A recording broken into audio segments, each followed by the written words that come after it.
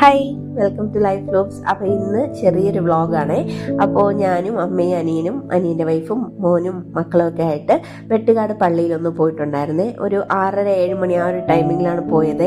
നല്ല ലൈറ്റിങ്ങും കാര്യങ്ങളും ഒപ്പം നല്ല പ്രാർത്ഥന കേൾക്കാമായിരുന്നു.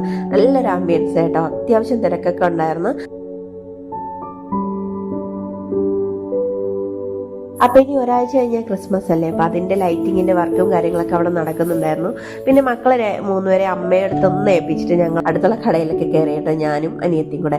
അപ്പോൾ ജസ്റ്റ് ഈ പേഴ്സൊക്കെ എനിക്ക് നല്ല ഇഷ്ടപ്പെട്ടു കേട്ടോ. നമ്മുടെ ഈ മേക്കപ്പ് ഐറ്റംസ് ഒക്കെ വയ്ക്കാൻ നല്ലതായിരിക്കും.